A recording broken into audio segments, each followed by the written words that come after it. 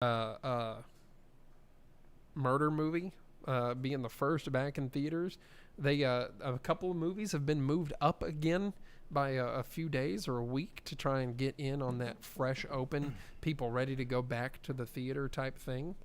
I know that I would really like to make use of my AMC membership once again. Yeah, come on, A-list. I feel like I'm on D-list right now, and I'm ready, man. I'm ready. Dina in the comments said that we're not on YouTube. Again, one of the side effects of not having our producer in the house. We are on YouTube right now. I clicked some buttons, and we are on YouTube right now. So yeah, and if you're just watching YouTube, you can always go back and check the audio when we make that available as a podcast, wherever you want to listen to podcasts. That's right. Which, hey, talk about entertainment and YouTube and podcast. Do you see that Google announced they're getting rid of their Google Play Music as its own individual service, and it's combining with the YouTube Premium. So for those of us who are longtime Android users, and rather than pay for Spotify or Pandora, the cool thing about pay for Google Music is it back in the day, if you had a big extensive MP3 collection, upload all of your own music. Yes, and it would save your library. And well, I guess not anymore. Yeah, but if you have it, it will just automatically translate over to the YouTube Premium or whatever it is they're doing now. All of your playlist, all of your purchased albums, everything will translate. So that's something to keep in mind if you are a cool boy or girl or whatever you want to identify as, like your boy here. Get on. Where you can transfer everything over from your Google Music. So I'll need to do that soon for sure. But yeah, there you go for all of your entertainment needs there, because now not only will it be music, but it will be videos like us on YouTube. Just like us. Add us to your crap. Like and subscribe. That's just going to be our new thing. Add us to your crap. Dude, straight up, subscribing, you hear people say that all the time. It's really not that big of a deal. And you can even not pay attention to it after you subscribe to it. Yeah, you can I'm subscribed to a bunch of stuff. Yeah, it doesn't mean you actually have to pay attention to all of it. It makes it easier. You can go to your library and then be like, oh, there's my subscriptions, and boom, you can watch this just right there. Easy peasy. Easy peasy, breezy, beautiful cover girls. Lemon squeezy. Yeah, that's what we do. That's us. All right. What else was I going to talk about? I know we're getting lost in the comments a little bit. Yeah. Did you have a bit of news? You probably had a bit of news to talk about while I work on some stuff. Did you see the Enter the Fat Dragon trailer with Donnie Yen? No. What? What? No. I know, right? I recently watched Brother. I think I reviewed that on the show. Maybe. Wait, the Takeshi Kitano film? No, Brother? no. Okay. The Donnie Yen movie where he's basically Chinese GTO. If you've ever watched or read Great Teacher Onizuka, it was kind of like that. But Donnie Yen was like this troubled kid who grew up and he decided to become a teacher because someone changed his life for the better, and he does it for all of these other kids. But yeah, Johnny came in with what the only news that I really had that I wanted to talk about big time. Bill and Ted, man. Bill and Ted. We got the music. trailer. We got the trailer. We did. Don't know how I feel about it. Well, let's hear your thoughts while I'm still clicking things. Well, I was mad stoked to see that a movie had the Orion banner on it once again. That it's been a minute. That MGM was like, you know what? Here you go. I think it's only the second movie to possess the Orion banner since they relaunched that as a studio, because they brought it back as a TV only studio, and then I think in 2017 they released a movie with it, and now they have a movie with Bill and Ted. Bill and Ted. I mean, it only makes sense that Bill and Ted have gone to the past, have gone to the afterlife, but they've never gone to the future for any relevant period of time. I was about to say they got to meet Clarence Clemens, man. They did, and that's where excellent to each other and party on, dudes. But this movie's about Bill and Ted screwing up. Well, because Bill and Ted always screw up, and so they're gonna when they die, they're gonna go into the future and find the future us's that wrote the song And then if we get the song and bring it back to the past, then everything will be all right, dude. Yeah, and they get to hang out with the Grim Reaper again. I know you're a big fan of Bogus Journey. Dude, be you a king or even a street sweeper, sooner or later you'll dance with the Reaper. Then he does the thing. Yeah, I hate Bogus Journey so much. Shut up. You're a bogus journey. I love Excellent Adventure. You're a bogus journey. We'll see how Face the Music goes, especially when you have muscle-bound prison like Bill and Ted. Oh, dude, yeah, that looked awesome. I mean, I think it's going to be like way more low budget than what you want it to be, but it's probably just going to be so perfect. And it will just be the absolute pinnacle shining star of the Keanu-sance that the world has been going through. And everyone would be like, oh, dude, I'm playing Cyberpunk, and I'm watching Bill and Ted. And you've got John Wick. Yeah, and I got my John Wick collection. Dude. Yeah. I mean, and the world needs Bill and Ted right now. I mean, it's been a very almost a lifelong since the original Bill and Ted movie. I have always. Actually, there's an old promo of the Drive-In Speakerbox back when we were still on the radio, and I did both Bill and Ted's voice, and was advertising the Drive-In Speakerbox, and it was just like, you know, going back in time, and they're like, yo, the Drive-In Speakerbox, the best in, you know, it's like Iron Maiden, and it was like, it was so stupid. But even back then, I was super obsessed with this movie. But my whole life philosophy has been built on the teachings of Wild Stallions, and it's, you know, be excellent to each other and party on, dudes. And now we're getting a third one, and hopefully we can teach this message to future generations. You know, even though we don't have Rufus anymore, George Carlin. What are they going to do about Rufus and Clarence Clemens? Weird CGI face crap. I don't know. With them bringing Grim Reaper back, does that mean they're going to bring back Station? Ooh, all those alien butts. Dylan says the grandmother Easter Bunny scene in Bogus Journey gave me nightmares. No lie, for real, because growing up in the South, you're around a lot of old people and grandparents, and the give me some sugar is like a real terrifying thing. And Dylan, I'm right there with you, buddy. Like, I have seriously, when Bill S. Preston Esquire and Ted Theodore Logan went down into hell, and little baby Bill was down there with his grandma, S. Preston Esquire, and he was like, give me some sugar. I went into shock when I saw that, because I had to get, as a child, getting brought into nursing homes where the elderly are gumming bananas and puddings, and even strange people that aren't your grandparents are just like, let me touch your precious young flesh, and you're just like, ah! It was terrifying. And so yeah, that was a very, very poignant scene for me. Before we get too far away from it, the whole be excellent to each other thing Wild Stallions teaching might be the philosophy you took away from the movie. What I took away from Bill and Ted is the philosophy that I've lived my life by, which is San Dimas High School football rules. So funny story. Funny story about that. You got me a little choked up. That's because every time I've been on stage and I don't know what to say, that's what I do. Me too. So in college, when I was in college, of course, you know, watching movies you know, Bill and Ted wasn't always in the cultural zeitgeist like it is now. And when I was in college, there was many times where I had to give speeches in front of people. And when I ran a radio, I ran the KXUA 88.3 for a number of years. And anytime I had to do public speaking, more often than not, at the end of it, I'd finish my address, and then I'd pause. San Dimas High School football rules, and I'd leave. And no one ever gets it, man. No, there'd be one dude in the back that was like, heck yeah. And then you'd feel embarrassed. But for the most part, no one got it. But I stayed true to it. Because I need that time in my life where I do that, and the whole crowd just erupts like in Bill and Ted.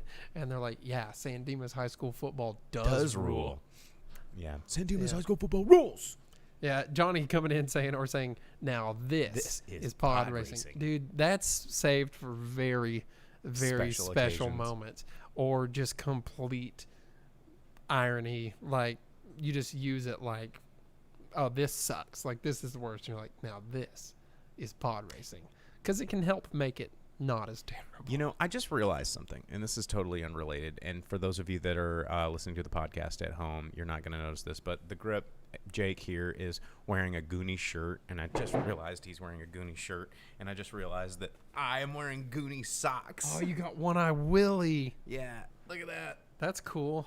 Goonie socks. How weird is that? Dude, it's because this is the what, 30th anniversary month or 35th? It is. Or 35th, 35th. 5th? Yeah, something like that. It's a lot of them. And it was recently playing at our local drive-in. I think it was the first movie they were showing when they reopened, wasn't it?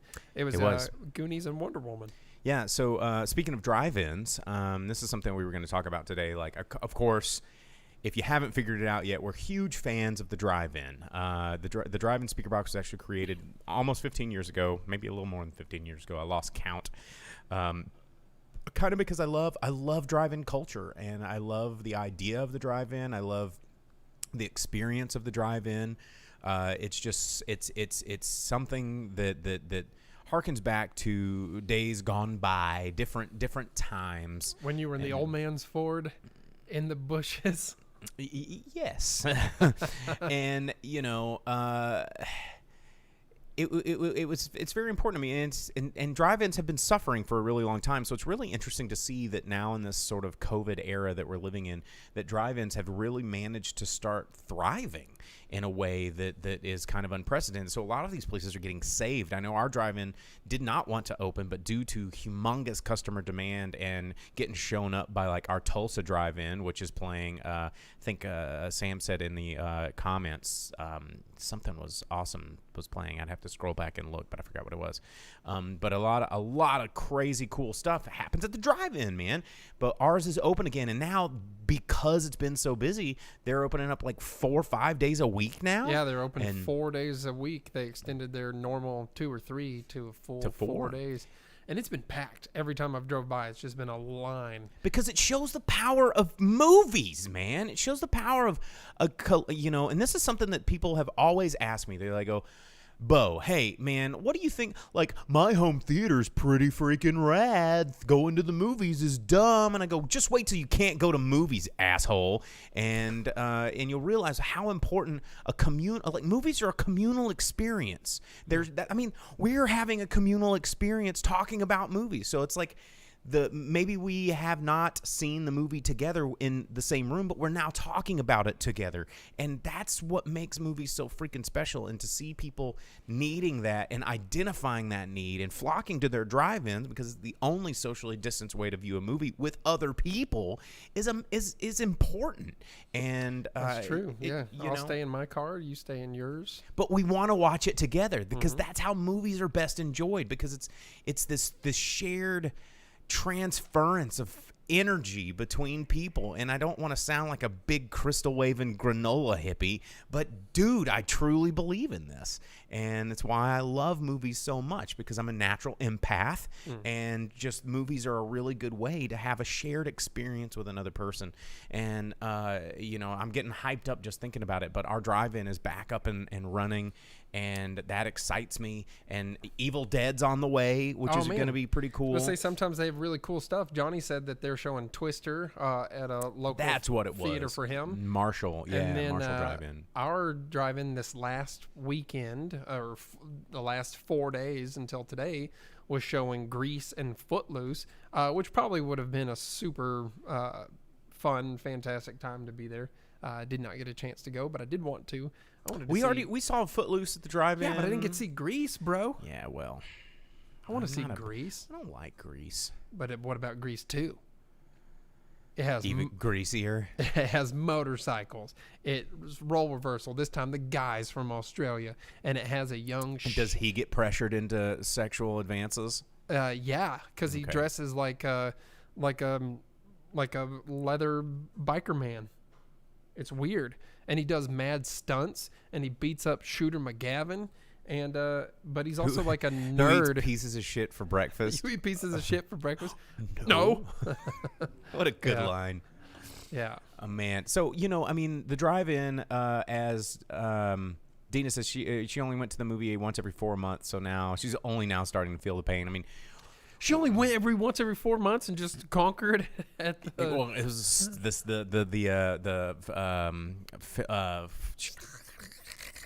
what was Box Office Movie League? Yeah. Whatever. She's like a regular movie executive. Like, I don't watch movies. I just know which ones are going to make the most money. That's true. And bet on it. But, I always made it a point to put, Sunday was my movie day. Mm-hmm. Sunday was always my movie day, or Monday morning. And I'll go to the movie by myself if I have to. I'll go to see a movie every single week. And AMC A-List makes it even easier, at least the subscription service. It makes it so easy that anyone can do it. Yeah, with all the foreign films that I watch, I often did go to the movies by myself. And that's how we do it here.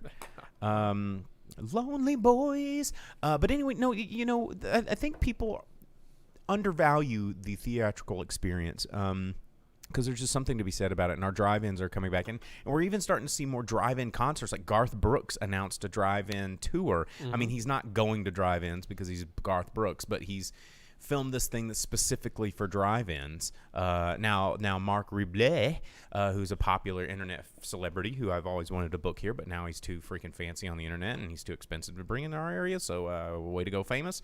But he's going to be at Tulsa, and it's like $80 a car to go see in this drive-in concert. And I did a drive-in concert, and it was free, so there you go. I'm not quite Mark Ruble, but I also believe in community. But it's interesting to see how we're pivoting. Like the only reason that Evil Dead is coming out in drive-ins right now is because they are releasing a special drive-in version of it. A lot of things that people and this is special drive-in version. Well, and here's something that I wanted to get into. So I'm glad that we said this. Let me check in the comments real quick. I like how now that we're back on YouTube, everybody who is watching YouTube. We had all these Facebook comments. Now we're on YouTube. The Newsboys canceled their drive-in appearance in Marshall. Oh, the Newsboys. Maybe you'll get. Are they like a Christian band? Yeah, it's like the Jars of Clay. Let's see. Dina says she misses those AMC soda machines though. Got to mix those flavors. Dude, Coke Zero, Coke Zero, Coke Zero. Stop. Sprite, sparkling lemonade to the top. Trust me. Those Coke freestyle machines, that's the worst, is that people put all sorts of weird stuff through it. So before you get your drink, you have to like run something through it to like clear it out. Yeah, you're gonna get like Hawaiian Punch Blue or whatever. So this is something that I wanted to mention on tonight's show. I actually wanted to talk about it last night's show. That before we get to reviewing movies, because this guy watched Wendy. I did. Yeah, so we'll get there in a minute. But one of the things I wanted to talk about is how licensing works. We're going to get informative for you guys right now. A lot of people ask me because, I used to try to do guerrilla drive-in movies. I did Schlock Cinema Nights for a while there at Smoke and Barrel. And everyone's like, well, why can't we just have an indie art house theater that shows all these cool old movies that we love in a theater? And it's like, yeah, of course. Why can't we? Well, because copyrights and because distribution rights and because, all of the FCC, MPAA, RIAA, all the AAs, there's so many rights to distribution, and here's the crazy thing: a lot of these directors don't have rights to their own films, and there's something, Evil Dead is a really good example. Everyone's like, well, Evil Dead and Evil Dead 2 need to be shown, or just show Evil Dead 2 and then Army of Darkness, because that's the double feature, because Evil Dead 2 is both a remake and a sequel to Evil Dead 1. But here's the thing. Just like in the late 90s, Evil Dead 2 was the last one to get VHS release and the last one to get DVD release, because guess what? Distribution rights. And we'll use Evil Dead as a good example. Evil Dead 1, the distribution rights are owned by, I want to say, New Line Cinema, and then Army of Darkness is owned by Universal Pictures. That's why there's so many amazing versions of the Army of Darkness DVD set, is because it's Universal, man. They got the ways to do it. Evil Dead 2, however, the distribution rights are owned by something called like Red Bud Creative Distribution, some little tiny off-the-map distribution company that I guess Sam Raimi somehow made a mistake in dealing with, but they own the rights. And so, of course, like any small place trying to make a buck, they hold that crap for ransom. And they don't have the money to do big DVD releases. They don't have the money to invest in, the Necronomicon version that has the rubber face and, Blu-ray, all this kind of treatment. And when it comes down to distribution rights for the theater, you have to pay for that stuff too. So your local drive-in has to pay an exorbitant amount of money to show these to a public audience. And so that's why, again, you're not seeing Star Wars Episode 1 at your local drive-in, or Indiana Jones, or you name it from your childhood. You're not seeing those movies because the companies that hold the rights to those make it so expensive that these small places, these small theaters that are struggling just to get a ticket sold, they can't afford these distribution rights. And of course, they're going to be a little bit less than showing Avengers, but there's different requirements that these bigger studios, like if you're going to show Avengers, you have to have certain theatrical requirements, 4K projectors and number of seating, yada yada yada. You got to sign all these contracts to even get these movies. And that's something, a part of this world that a lot of people don't understand, because you can't, even at a bar, you can't just have a big screen showing and go, hey, we're showing Karate Kid tonight, and advertise movie night. Right. You get shut down. Well, and that's why, like at the beginning of sporting events, they always say you can't record or re-show this without the express permission of whoever. And old VHS tapes used to have that at the beginning. You'd have to read the whole thing. You don't see that as much now on streaming services at all, because it's already being licensed through that streaming service, and you have to sign the agreement before you have a profile, I guess you would say, on those services, that you won't do that with any of them. But when you buy like a Blu-ray, whatever, you still don't see it as often as you used to, that beginning like opening thing, because you have all the menus and whatnot there. But I'm sure they get it in there somehow. But used to, you would have to see that all the time. You cannot show this, and the point of it was they can't control the group of people you show it to. So if you sit in your living room for 5 people, and they can't control how much money you're making off of it. Yeah, but if you're showing it to 20 people and you're charging admission or whatever, there's a problem. You know, exactly. Living here in the entertainment district of town. You remember Dagobah's? Dagobah's got shut down for that crap, and I even warned them. For being named Dagobah? Well, for putting on the marquee, hey, our opening weekend, we're going to show Indiana Jones 1 and 2, and our next weekend, we're going to show Star Wars 1 and 2, and our weekend after that, we're going to show like Back to the Future 1 and 2, and I'm like, are you guys insane? Wow. Hey, check out some of the biggest movies ever. Because they did not do their homework. And as, you know, Johnny Dalton was saying, like, Night of the Living Dead has been on VHS a million times. It's on every DVD compilation at Walgreens around Halloween, because that's public domain. And fun fact, you know, I've been watching a lot of Star Trek lately to get me through quarantine. And here's the thing. You may have probably asked yourself this once or twice. They're like, man, when they're doing movie night on Enterprise or doing movie night on Voyager because Tom Paris is obsessed, why are they always obsessed with movies from like the 30s and 40s? Why aren't they watching like movies that came out in the 80s and 90s or whatever that was a big movie? And it's because that's because Tom Paris got to live Flash Gordon, and what's cooler than that? Well, why wasn't he living Flash Gordon instead of Captain Raygun or whatever? But you know, in Enterprise, they, you know, they're always watching movies like, oh, let's watch Frankenstein, and it's all these public domain movies at the time that they didn't have to get, because they couldn't even reference it or show clips without paying for permission. So, you know, in 2147, they're still watching Abbott and Costello because I would hope so. Yeah, for sure. And is that where the Frankenstein came in? Was it when Abbott and Costello met Frankenstein? I wish. Oh, because that's good right there. That's a good one. You know, and so Johnny Dalton says he has a buddy that has a jukebox in a sandwich shop, and ASCAP shut his ass down. Yeah, dude, I've already gotten a lot of letters from ASCAP because I haven't paid them this year because I'm still closed, and it's like $1,000 to here in Pinpoint where we're broadcasting from this week. You know, this is my bar here, and we have to pay a lot of money every year just to have our Spotify and Pandora Premium on. And which we also have to pay for, which is pretty bonkers. But yeah, so when you get mad at your local theater for not showing a movie, or you get mad at your drive-in, they're like, "Why aren't they showing a movie I want to see?" It's because maybe they don't have the ability to get it. Not all of them are out there, and the ones that are really expensive. And it's generally the ones that you really want to see are the ones that cost the most because they know That's true, especially on these older films where it's not one where they're trying to make money off of that film because they already have their money. And they're like, "Oh, you want to make money off my movie? No. We know how much that's worth." And then you have to get the whole can and you have to like splice it together and put in all of the effort, and then you drop it, and then you spend 3 days untangling it, and life is terrible. Life is terrible. True story. If you ever work at a old film using movie theater, don't drop the film. Never. Or don't let your friend who's way too overconfident grab the movie and tell you that he got it when you suggested that 3 of you carry it. And he didn't get it. No, in fact, he dropped it. What a butthole. What else in the news? What else are we going to talk about today? I feel like we've just been skipping around so much. Let's see. I didn't want to talk about that. Talked about that. Oh, do we want to address the elephant in the room yet, or you want to review Wendy?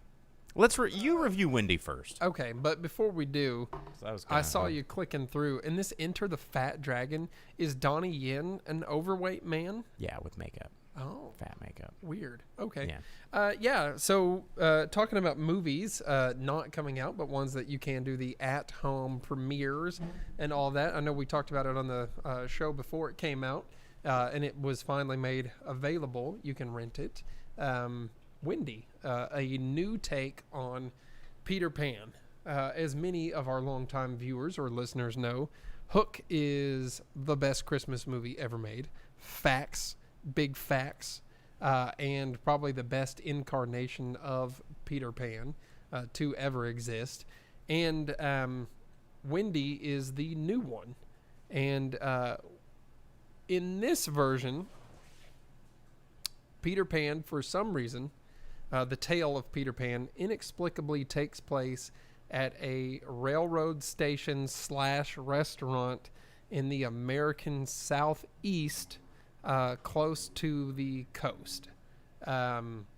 Wendy is the little sister of 2 twin brothers, and Peter Pan is this terrible, awful baby child that runs free on this train and coaxes children to train hop with him, ride it to some bridge, and then they find their way to this fantastical volcanic island under which lives a whale fish jellyfish combination, which they all worship as their mother.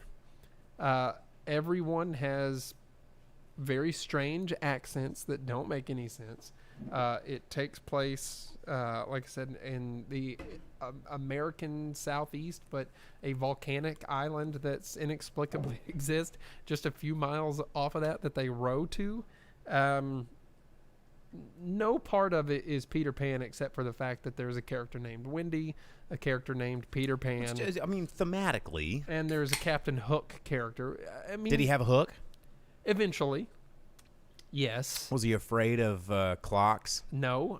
There was no fear of the clocks or a crocodile that ate his hand or anything of that nature. I like how Dylan says, "Wow, Wendy sounds like Holy Mountain meets Hook." It's like Yorodowski's Pan. Yeah, it's closer to like a Lord of the Flies type thing than a Peter Pan thing, because Peter is kind of like this cult leader.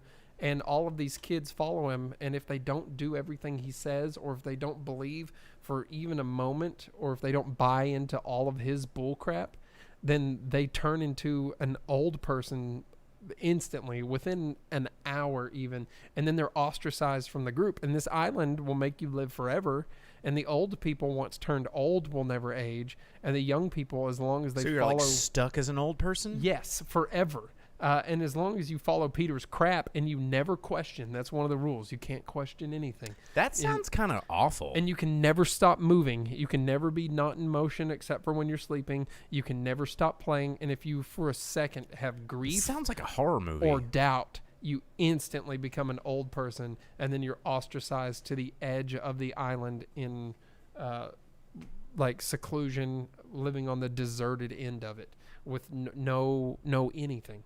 It was very weird.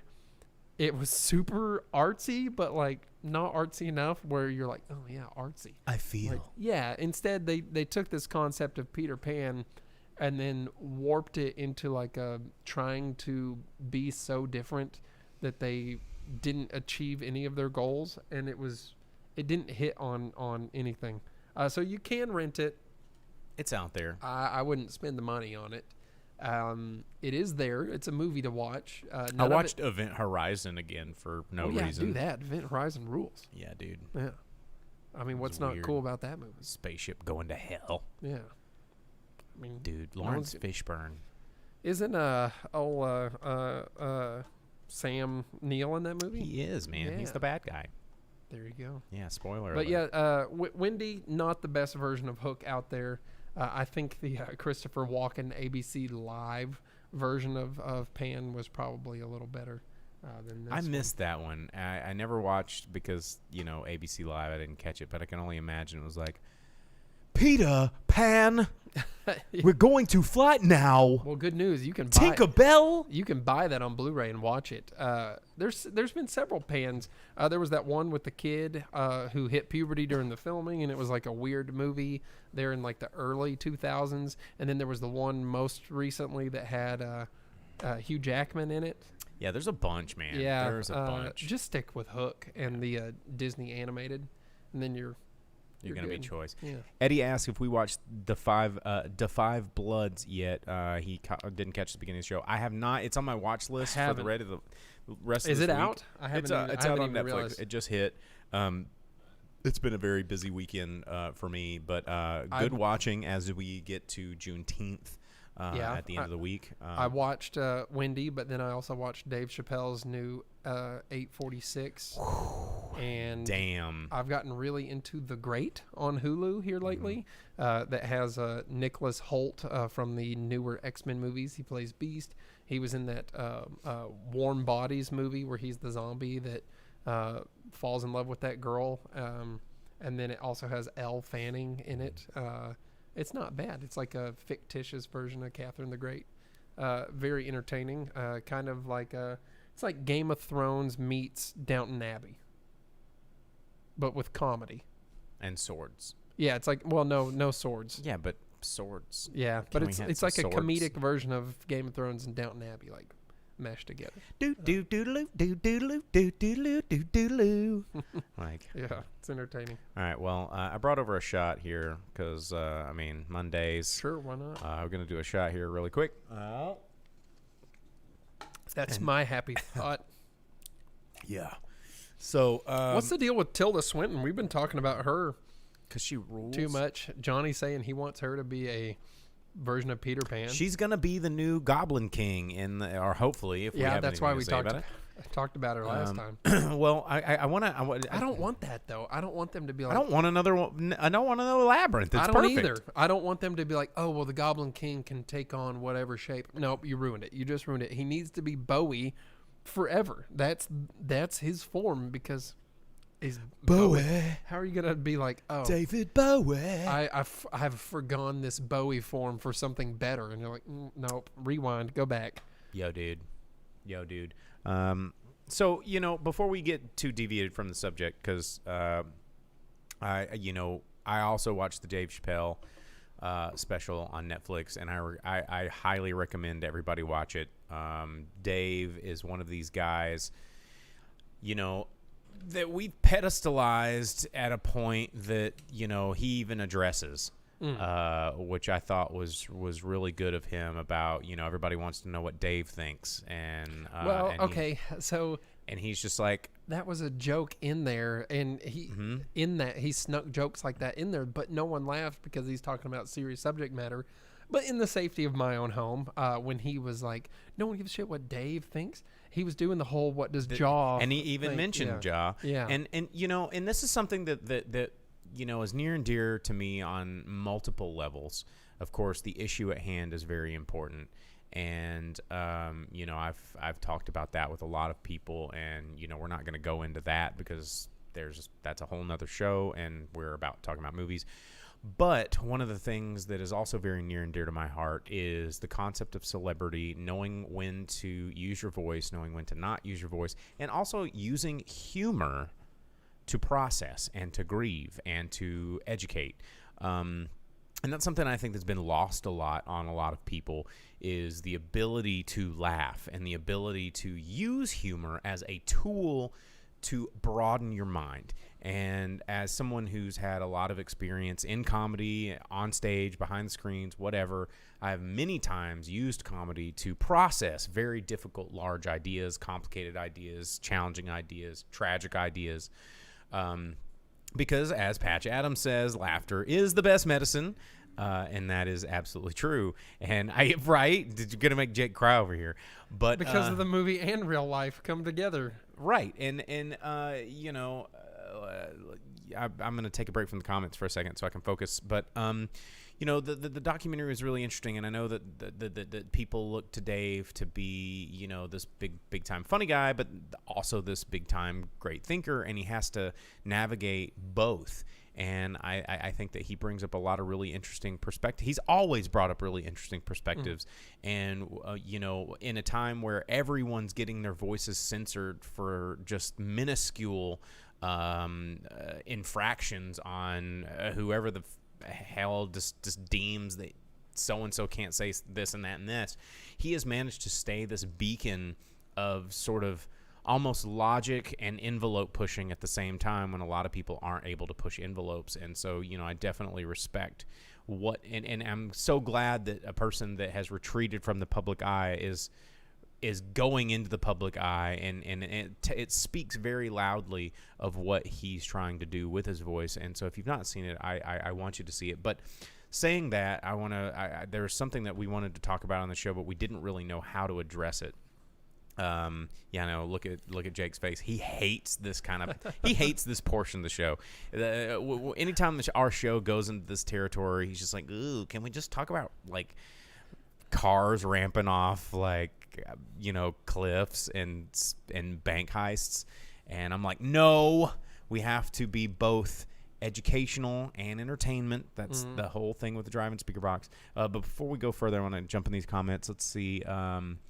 Anyone watch any documentaries on the 92 LA riots? I mean, no, but I saw that I remember them. Yeah, Netflix and stuff has started to put some of them out there, and that's something that is in the forefront of a lot of people's minds with all of the new protests and riots and things that have all been happening. So that's out there. There's a lot of stuff showing up on streaming media to refresh your memory, or for a lot of younger viewers to learn about things that occurred prior to your lifetime or right there at the very beginning, so that you can be more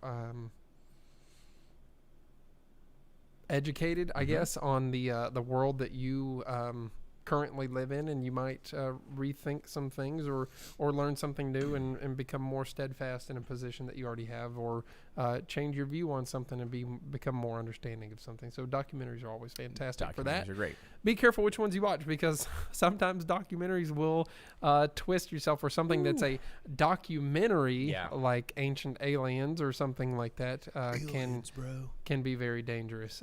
So documentaries are a fun, interesting topic, in the fact that you can learn something, or you can be accidentally re-educated to think something. So. Johnny, before again, we'll hit these comments before we dive into this other topic. He asks, serious question: what would be the first film you would show your child?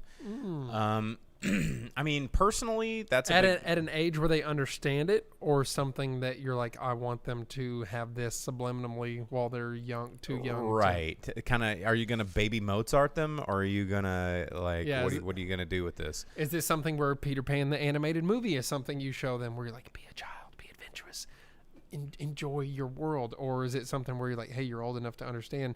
Here's a World War II movie and about the horrors of everything, and don't be a terrible person, okay? It's a very big question. And you show them T2, like it was probably one of the first movies that I understood as a kid. I mean, my mom told me that she took me to the theater to see Conan as a baby. Hey, it's never too early to learn the secret of steel. You know, and I think that's the question, the answer that I have is, I think children, and this is, you know, I used to work in childcare. Not a lot of people know that about me. I ran an after-school program for K through 6 for about 3.5 years, and the fun ages. Yeah, the fun ages, the impressionable ages, and I have I kind of have a philosophy about kids, and I have a respect for kids. Kids are amazing sponges of information and development. They are smarter than we are in a lot of ways. They are more adaptive than we are in a lot of ways. Look who's talking now. I mean, dude, yeah. Or look who's talking. And look who's talking too. And look who's talking now. Because now was the dogs, right? And so, you know, I think that if you want to introduce your children to the world of movies, you know, don't be afraid to show them stuff that you enjoy. Don't be afraid to show them stuff that, you know, I think that American audiences have gotten really afraid of letting kids digest complicated ideas. You know, Disney was a humongous problem in the early 2000s with just churning out mindless, you know, backseat minivan garbage to placate children. And they're like, now, old Disney was pretty fantastic. No, old though. Disney was pretty like, fantastic. But I'm talking about like that, you know, direct to DVD, backseat, you know, just shut up and watch shiny objects nonsense. And you know, I think it's one of the reasons I love Miyazaki films, and I think that's one of the reasons that Miyazaki films have managed to stay so strong. And plus, bonus, they'll terrify the hell out of your kids at least a little bit, and they'll teach them things. And I think that, you know, if you're going to show movies to children, don't be afraid of complex ideas. Don't be afraid of showing them, you know, consequences. And don't be afraid of showing them things that trials, tribulations, and struggles, because I think that helps them in the development process. Because from someone who truly believes in the power of movies, if you're going to use them as babysitting tools, be sure that you're showing you know, tools that will help the development of this child. And you know, that's a humongous question. But I think that, man, that's, yeah. I mean, don't show them RoboCop. Hey, or do. What's wrong with letting your kid watch T2 or RoboCop? Dude, shout out to my parents. Just, I mean, they've seen a pecker. They've seen a pecker. They've got one. I mean, kids know the difference between a peanut and a hoo-ha, and don't use it for wrong, or else it's going to go away. Like, that's what's going to happen. So, I mean, you know, kids are amazing. Kids are going to learn. You're not going to traumatize a kid by showing them RoboCop. You might teach them how to put some perps away, and learn how to be a just and lawful person. I don't know. Just don't. Before we step away from the Mononoke thing and kids, Dylan asked us, he says he's still on the fence about showing his 6-year-old Princess Mononoke and asked for thoughts. Mononoke might not be the go-to on that. You have Spirited Away would be the precursor. Spirited Away is going to be terrifying, though. That's one of those ones that it scares me still, bro. All of the yokai. I mean, the pig transformation, just like in Willow, her parents are turned to the pigs. But why not Totoro? But it's not violent. Why not like The Cat Returns or any of the ones in that little series? Why not Porco Rosso? Because the consequences are different. Why not Nausicaa in the Valley of the Wind? Nausicaa, there we go. Nausicaa or Castle in the Sky. Or Kiki's Delivery Service. Kiki, not enough consequence. Well, you know, so Dylan says she's seen Spirited Away. So she's ready for Mononoke. Mononoke just, you know. When Ashitaka's over there ripping those arrows out and blowing dudes' arms off. But all of the pigs, and when the pig is taken over by the goop, and then all of the pigs just sacrifices their lives over and over, and the people are just murdering everything. There's a lot of like innocent animal, just like. Well, here's the thing. Here's the other murder. Here's the caveat that I always include. Watch it with them. Sure. You know, Watch Pompoko. And talk about tanuki balls. When they have questions, answer them. And encourage. How come that raccoon's nutsack is so big, Daddy? Well, it needs to be able to use a parachute somehow. So I actually showed Princess Mononoke to a room full of 5th graders.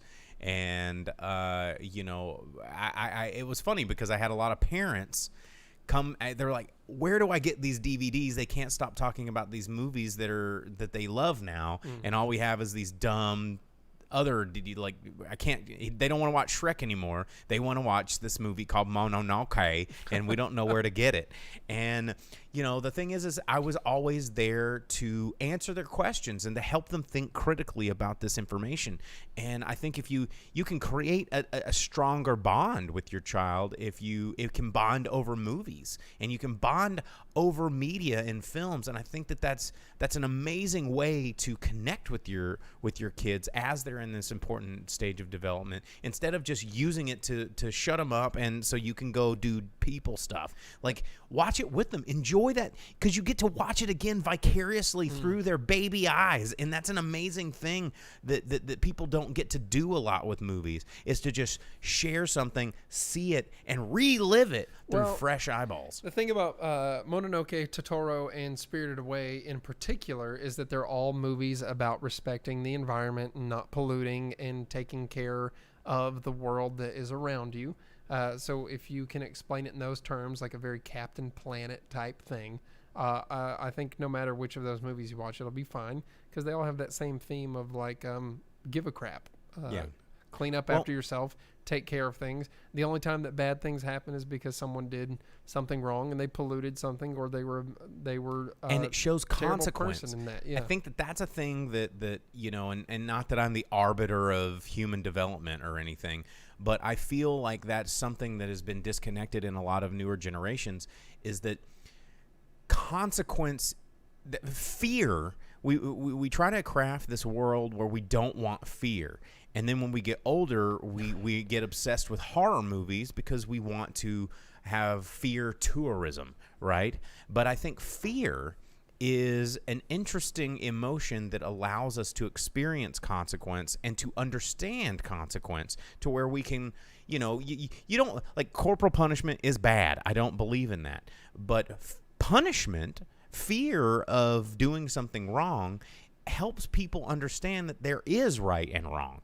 You know, that morality is based in a little bit of healthy fear. And if you can use films to understand, like the pigs, you know, that's a scary fucking scene. You know, it's terrifying. But if you can help them process why those things are scary. Pigs in movie are just terrifying. Pigs are scary, like period. In Spirited Away, or in Snatch, where he feeds that dude. Yeah, it's Spirited Away. The parents get turned into the pigs. Willow, the pig transformation scene, haunts me every day of my life. Mononoke. Johnny has been asking a few questions here, like the Don Cheadle Captain Planet. No, not the college humor or comedy. Funny or Die. I think it was Funny or Die. comedy. Not that. He also asked if what about heavy metal? You know, it takes a special, a unique type of child There's to show heavy metal titties. too. Yeah, and murder, death, and melting faces, and big swinging wieners, and all of the weird things that you probably don't want to have to tell your kid. I got to watch heavy metal as a kid. Yeah, me too.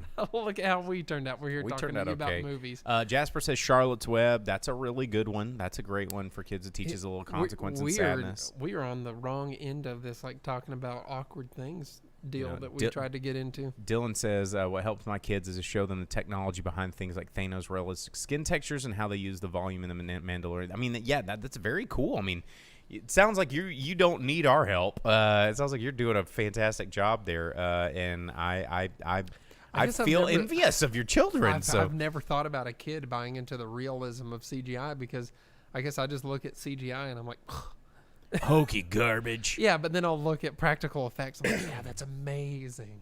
So, you know, before we run out of time, this is where I want to deviate to this. And as we're talking about these controversial topics, as we're talking about what is appropriate to show kids and what is not appropriate to show kids, you know, right now we're in this time of where everyone is trying to figure out what is appropriate and what is inappropriate. And there's always been, for me, as a person that is able to kind of objectively remove my own thoughts and opinions out of a lot of stuff. Right now, when I remove my own thoughts and opinions out of what I'm seeing happening in the world, it gets really challenging, especially when we're leaning towards films. And, I saw this back in the Roman Polanski days. I've seen this in the Woody Allen days. I've seen this in the, actually talking about Conan the Barbarian, what's his name that wrote and directed, John Milius days. There's always been controversy from art and artists. And, that's a conversation that is really, really large. It's a very big, broad, crazy, convoluted topic about censorship of the creator versus censorship of the creation. And right now, we're in a period of, what's happening in the news.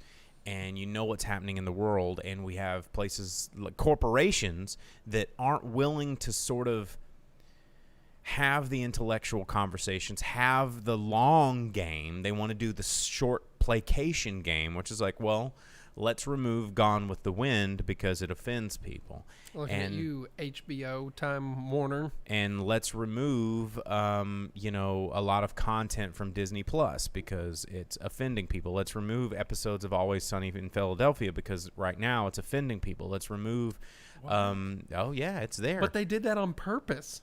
Are you talking about the Lethal Weapon 5 episodes? No. But let's remove Dukes of Hazzard from existence because it offends people.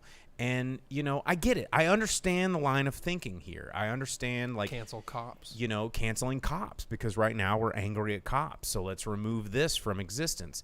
And for me, as a person, I think the hard challenge that I have as a person who is a historian of film and a historian of I guess television at this point and just art in general, it's difficult to see what we need to be teaching. I think personally is I don't think we need to be censoring art and we don't need to be censoring things that were created in a different time, but what we need to be doing is educating people on why this was wrong and why this was inappropriate and why did this get created in a time that is different from today. If you don't understand history, you're doomed to repeat it. And you just like, burning books and just like censoring films and just like, there's a reason why a lot of people that study film get to see the Nazi propaganda that was made in World War II as some of the earliest filmmaking that happened, not because it's like, oh my God, that was awful, let's not let anybody ever see it ever again. It's like, let's look at this and understand how and why it came to be, why it became popular, and understand why that was wrong and why, and then learn from it. And just erasing this content and this art from history doesn't make the problem go away. In fact, it might make the problem repeat itself if we don't educate ourselves on why it was wrong. And this is it's very hard topic to talk about right now. And because if you say the wrong thing, you're going to get put on blast. And it's why we almost didn't mention it tonight, is because, but I think it's important. I'm willing to step out there and talk about this kind of stuff because I've always been a fan of taking the higher approach and separating art from the artist and being able to consume art from a academic lens and understanding the value of, because art is always a product of its time, And a lot of these people, you have to, as an empath, as a person that you have to go, how did this get made? You can't think of in 2020 this should never get made. You have to go, how did this get made in 1915? How did this get made in 1935? How did this get made in 1960? Let's look into that time and understand what people were thinking and go, how can we be better? You can still appreciate the art. You can still even enjoy the art. but you have to understand how and why and learn from it. And it's as Johnny Dalton said anecdotally, Elmer Fudd lost his gun, just like in E.T. when everybody removed the shotguns and put walkie-talkies. And it's just, there's a knee-jerk reaction that a lot of people have to editing history, but you can't edit history. You have to learn from history, and learning is the harder part. Learning is the journey that many people aren't willing to take, and I want to encourage everybody to take that journey, because it's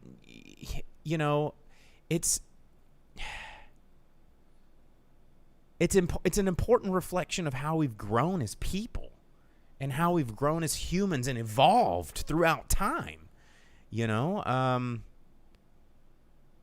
and it's not easy. It's not easy. It's not as simple as like going Greedo shot first. It's a bigger issue than that, and it's something that has been very important in my life recently to try. And it's about human follow through. It's about doing what's more difficult, and it's about taking those risks and going above and beyond your normal daily routine of just, I'm done with work, let me sit in Netflix and go, I'm offended. Like, we all have to take a little bit of step, and I was having this conversation with a really close friend of mine who was in here earlier, who is going through some very difficult times. And I said, everything in this world right now is falling apart and it's crappy, and 2020 is like the new apocalypse. Like, I can't understand how we're all surviving this, but if we are not better as a people after this, then we're done for, as a people. And we can't just blank out everything to make things better for ourselves. We have to change things, and we have to change ourselves first. And that's how we look at the world, how we understand the world, and how we, consume art and appreciate art. I've always been a proponent of art education, and I think now is the most important time to teach people how to consume art. So, boom, I'm tired of being serious.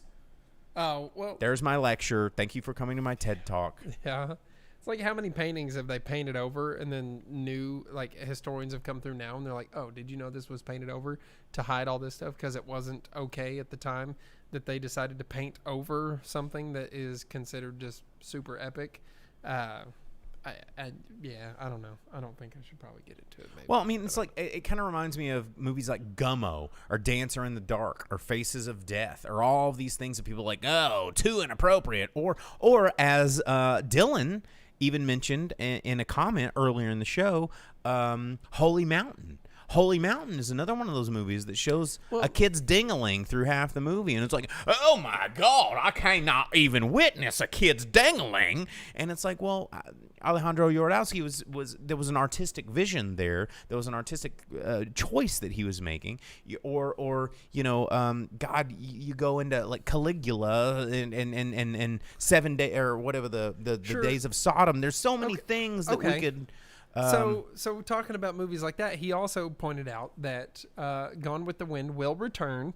HBO Max removed it so that they could put a disclaimer at the beginning of the movie, a message saying this movie's a product of the time. This is why it's like that. And that's the right move. Well, They should, because here's the thing. Instead of removing it completely, I think that they should help change people's minds. Sure, okay, but how many things are you going to put a disclaimer in the front of, or how many things are you going to a lot of it explain before someone walks into it? How is that going to change how they look at it? Well, hopefully. So if you had to read, if you were forced to read, no one's going to something, it's TLDR for most people. Yeah, but if it's there and you're forced into it before you watch something or consume something, how is it going to change the way that it's meant to be taken in? I mean, you know what I'm saying? I do, and that's what if they do that for everything? Like, well, that's CYA. All that is covering their ass. Cover your ass, CYA. Sure, but where does that stop? But what I think needs to happen, and this is a bigger. I don't need movies fucking explained to me before I watch the movie, man. You know what I'm saying? Like, here's the movie, you won't get it. There's titties in it. You might be offended by that, maybe. So they're going to say some bad words. So Dina just said, dudes, this is every conversation I've had about museum work in the last 6 years. If you come to an answer tonight, let me know so I can tell everyone else. Well, that's what I'm saying. Like, how many paintings do you have to have an explanation of? How many books are you going to have like a cigarette warning label on before someone can open it? You know, like the banned books. Catcher in the Rye, are they going to wrap it in a warning label like a cigarette pack now? It's like, before you open this, there's prostitution. There's like this dude who hates his own dick or whatever, and he's mad at it, and a pimp beats him up because he's dumb. Like, where does something like that end once they start doing something like that? You know, you should be told about stuff like that. Maybe you should probably go do better than that and try and understand it yourself when you watch it. I think that's the key word, and I think this you goes. shouldn't have to have someone tell you, and there shouldn't have to be a disclaimer. And once you start doing something like that, where does it end? Where does it end? And I think that this circles back, oddly enough, to the conversation started by Johnny in the YouTube comments, Sam over there, asking what movie should I show my kids. And I think that this is a perfect segue to make this conversation go full circle. It's about teaching, you know, and going to what Dina said. It's, you know, and Dina and I have a long history of art education and trying to get people to consume art properly. And, you know, I'm going to put Crystal Bridges and the Momentary on blast because they're fucking doing it wrong. But I love you, give me money. But I know you're not watching this, so double deuces to you guys. But the thing about art consumption is we have to educate people on how to consume this stuff. It's not, you know, the education is not there on how to consume it. You know, when I was a kid, like, I had to fight tooth and nail to find a film studies program, you know, and our world is so completely indoctrinated into consuming quote unquote content, which is media, but we don't know how to consume it. It's just this shit that gets funneled into our faces 24 hours a day. And most of the time, we shovel it on our kids, we shovel it on our significant others, we shove it on all our family, but we're not learning how to process all this information. And that's what we need to do, is we need to be more prepared to make like what Jake was saying. It's like, where does it stop? It's not disclaimers. It's learning how to process. And you know what? If something like that becomes such a necessity for people, that's sad, first off. But Turner should give me some money here, because TCM does it right every time. They give you a little bit of intro into the movie. Well, they have a person that guides you through it. Yeah, they have a film historian. They're like, hey, here's this movie. This is why it's like this. Here's some things that you might want to look out for and notice if you have the time. Otherwise, just enjoy the movie. And then at the end of the movie, they're like, well, hey, here's some fun facts about that, things you didn't notice. And if you paid attention, here's a thing about that. And you're like, oh, well, this has just opened up my mind to so much stuff in the movie. Instead of being like, this movie's bad and it's dumb and you should hate it. Hope you enjoy the stupid movie. Here's Gone with the Wind, the highest grossing movie of all time. Yeah. I guess. Here's a movie called Freaks that actually is in black and white, which means it's old and stupid, but also features people with physical deformities. So get real. This movie is offensive forever. And it's like, wait a minute. No one's really guiding us through what this movie meant and what this movie was and how this movie happened. Like Dina just said, streaming services have put a shit ton of art in a vacuum. We have talked about this on the show a lot, because content, when I use air quotes every time I say that for those of you that don't see the video, like, that is one of the most, if I'm going to use a new word, triggering things, because this is not just content, and we're viewing it as content. And the moment we start viewing it as content is the moment we stop trying to understand it and process it as creative expression and art. And let's see. As Johnny Dalton says, because he's always trying to lighten the mood, he says, disclaimer, sometimes the need for speed is not always a good thing. There's a lot of disclaimers you can make about Top Gun. You know, that's what I'm... And Dylan says there's a great podcast that explains the history of the film Song of the South and how it was actually made as far as it did. I mean, you know, there's a lot of context is everything. History is everything. The human experience is everything. And we're so reliant on film these days that we need to figure out and understand how to consume it, which is crazy that we even have to have this conversation. Mm-hmm. That's what I'm saying is like, why would you even... Film is there. It's just like books and the whole banned book. I was bringing up Catcher in the Rye. People tried to get rid of it because they didn't like the content and all this. And you're always met with that, like, oh, this is a banned book when you go to read it, which is actually part of why I read it when I was in and that's school. another Kind thing. The more you ban something, the more you restrict something. Humans hate that. We're going to go after the stuff. And if you want to give something more strength, ban it. Sure, but it's one of those things where it's like, really, this? It's like so innocuous and harmless and stuff like that. But when you put something out there trying to be like, hey, this is art, and art's meant to be interpreted by the viewer, but this is how you should look at it. That's dangerous. Because you're trying to make everyone have the same thoughts and feelings, and they might not have that.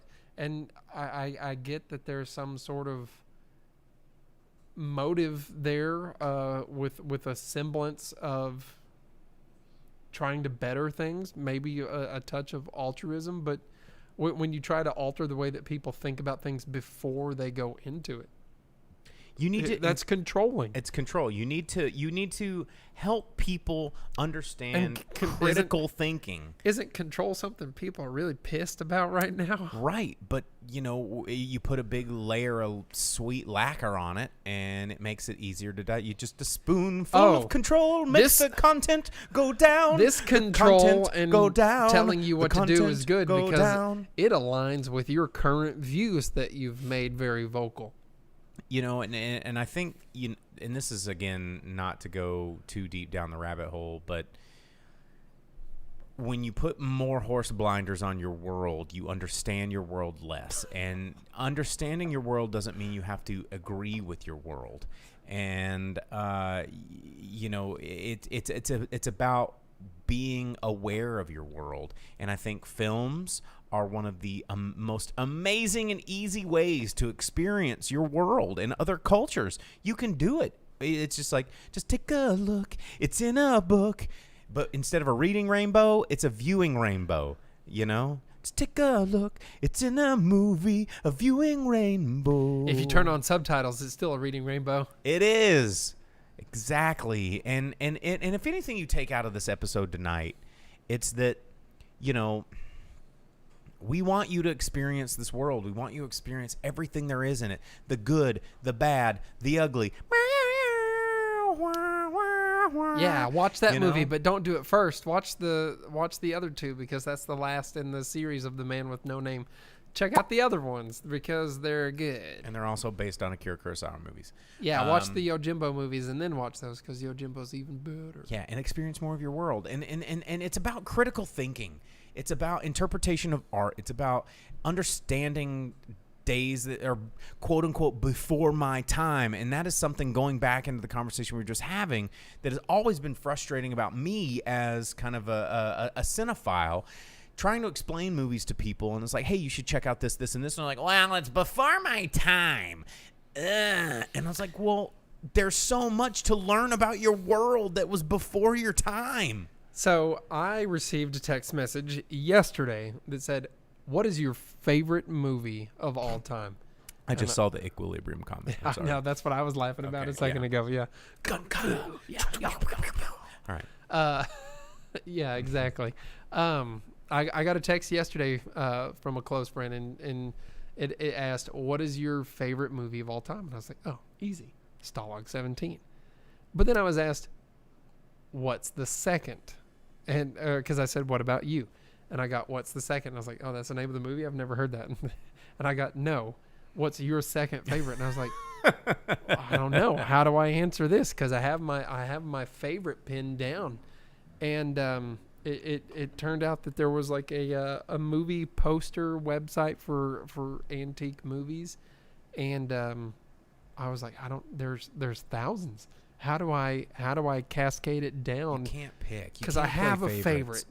No, you don't. I do though. Stalag 17 to me is a favorite because it's a World War II movie. It's true to horrors of war and humanity and real things that happen, and it's about a German spy that is put in to the bunks with American soldiers, and he's there to spy on them and report back to the Nazis and stuff. But there's comedy, there's life, you get all facets of everything in it, and then there's a big escape at the end. And you have it where someone who's been mistreated and beaten and he was on top of the world and everything was taken from him, but he ends up being the guy that's like, I'm gonna escape. It has everything. Stalag 17 is amazing. It is my favorite movie. But second. But it's in black and white. And I was so resistant to it when I was a kid. And because it's so old and stupid. Yeah, because I was like, I don't know about this. Dusty old granddad. See, but I watched like It, and I saw Yojimbo, and the movies like that. I was like, yeah, there's no way I'd be alive then. And they take place in eras that I could never understand, like the World War II prison camps in Germany in the 40s, or Yojimbo taking place in an undisclosed time sometime during the maybe Edo period. Yeah, Edo-ish. Yeah, somewhere in there. But that's such a broad span for like 200 some odd years. Yeah, Edo period was huge. Yeah, who's to say? But I mean, not quite Tokugawa, but you know, Tokugawa established the Edo period. I know, but I'm just saying. Edo period was long.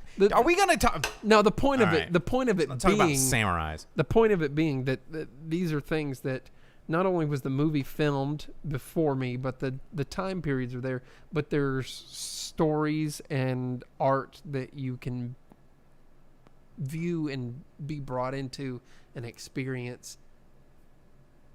You can't. It's important. Yeah.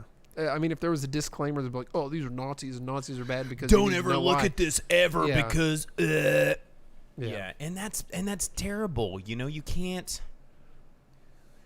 I mean, the what we need to work on is we need to teach critical thinking. We need to teach ways of consuming. We need to teach perspective on our world. Or like you were saying, watch a movie with someone, and if they're like, "Oh man, but what about this?" And you're like, well, I've watched this movie 100 times.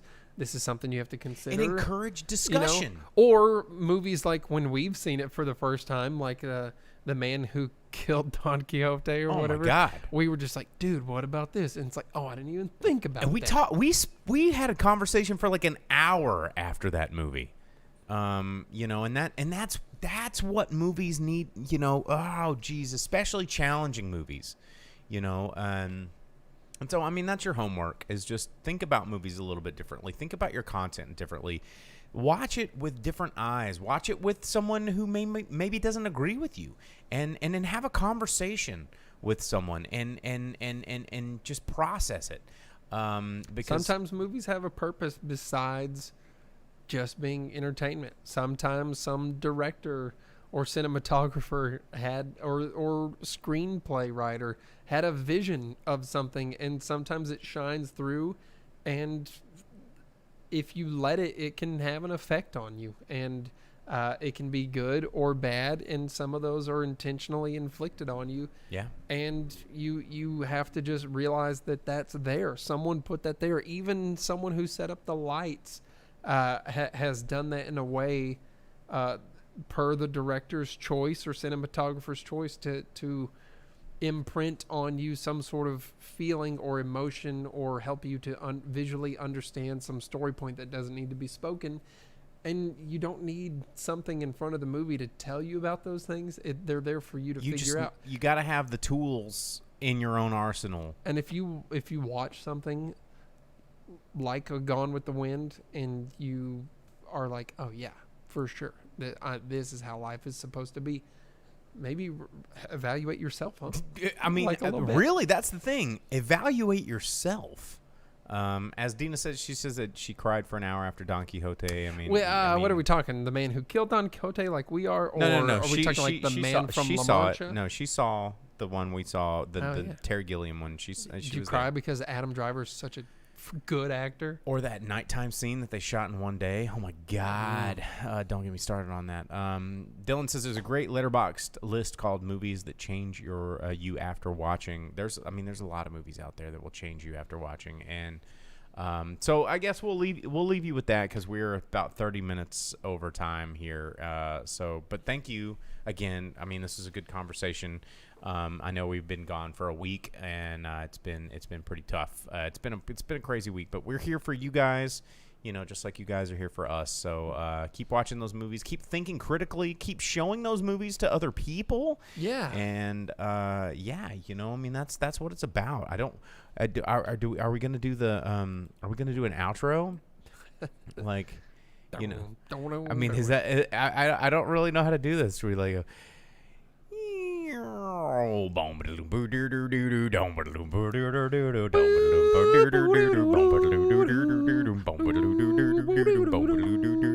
All right, catch us next week. We'll see you guys later. Tune in, like, and subscribe on YouTube, Facebook.com/The Driving Speakerbox, and goodbye.